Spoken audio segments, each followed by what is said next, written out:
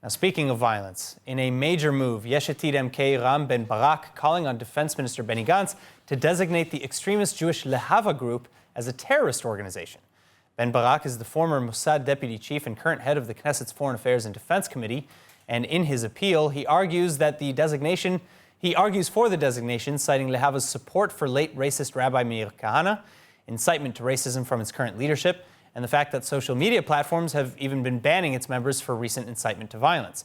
Lehava activists, meanwhile, already embroiled in many other controversies as well, including sexual offenses, arson, and planning attacks against Arabs during the recent nationwide conflicts. The group's name, Lehava, is an acronym which translates as For the Prevention of Assimilation in the Holy Land. The group openly calls for segregation between Jews and Arabs, as well as an end to interfaith marriages.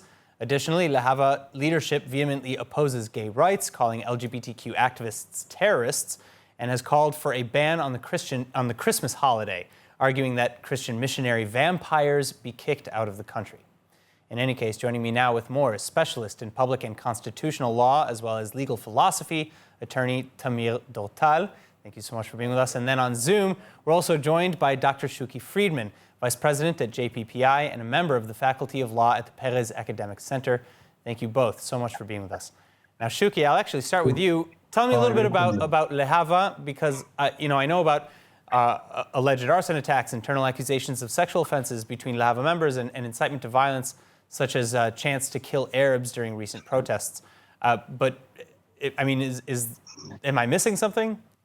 No, basically Lehava is, as you mentioned, considered to be a predecessor of Rabbi Meir Kahane, a well-known racist, who basically being designated, not himself, but his organization being designated as a terror organization here in Israel.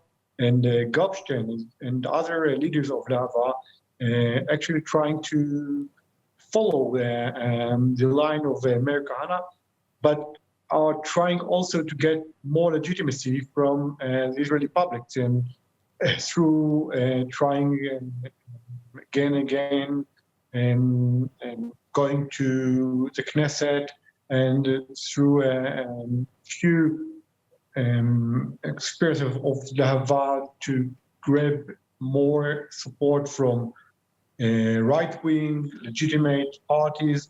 They're trying to become more centric and actually still keeping the racist nature, but trying to define themselves from Rabbi Meir Kahane. All right, now, Tamir, I want to turn to you because as Dr. Friedman just mentioned, Lehava leader Benzi Gopstein, he's been arrested numerous times, including in 2014 when members of the group tried to burn down an Arab Jewish school. Gopstein was released. He got off on those charges, but 3 others of the organization were convicted. How did Lehava rise to the level of prominence that it enjoys today? And how widespread is their actual ideology or their membership? I think that Lehava organization is what it stands for. It stands for fighting against assimilation in Israel. And this is what they do. They are not the predecessors of Rabbi Meir Kahane or something else. They just want to promote against the assimilation. And like every group that is for something is against something else. Like if you are an organization that is for young women to study STEM, you're against young women to study humanities. Or if I'm in the Maccabi Tel Aviv fan club, but that's not I'm against necessarily the Hapoel Tel Aviv. That's not necessarily true. For example, if I want, you gave the example of studying STEM. I could want somebody to study STEM and the humanities. Why are those mutually exclusive? Like in university, you have to specify in something.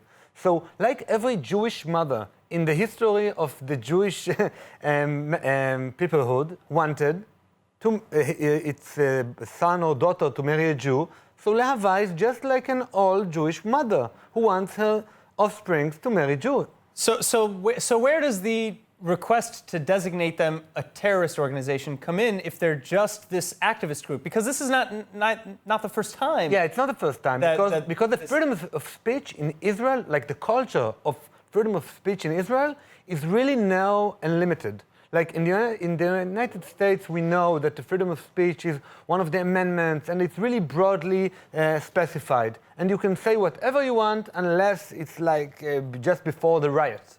But in Israel, many people try to use this 144 in the Penal Code of Israel in order to prevent groups that I don't like, so they will be lawful. So, Dr. Friedman, back to you. Do you agree or disagree with Lehava being designated a terrorist organization, and where do you draw the line to make that distinction? Sounds like they're making apple pies and for Jewish fathers.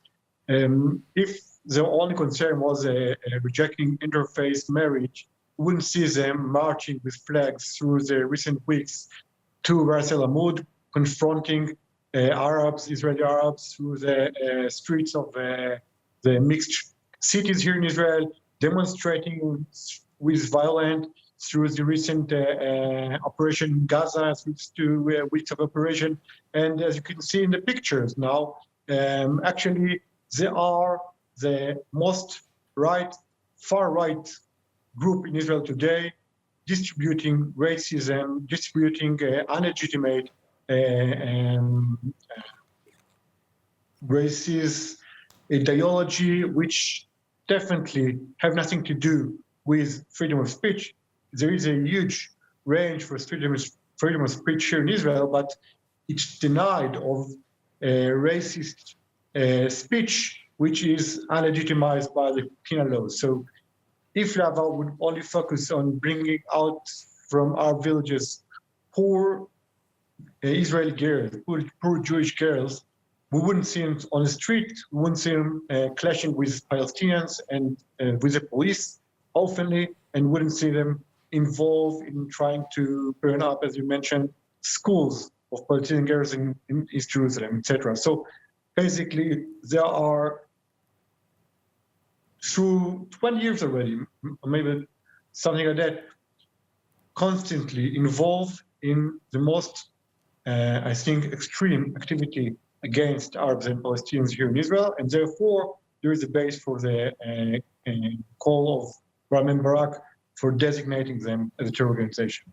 All right, so just to bounce off of what Dr. Friedman mentioned, even really just recently after the latest protests and riots and such in East Jerusalem, nearly a dozen members of Lehava were arrested for attempting to plan Actually, there aren't members of Lehava. You know, I can take the Maccabi Tel Aviv flag and go to Silwan or Ras El Amud, and then maybe someone will say Maccabi Tel Aviv is anti-terror or for terror, but there aren't members of Lehava. Maybe some people... The supporters of Lehava, maybe, those who maybe identify with the organization. The facts are that Bentzi Gupshin was never convicted of anything concerning terror or violence, and that's it.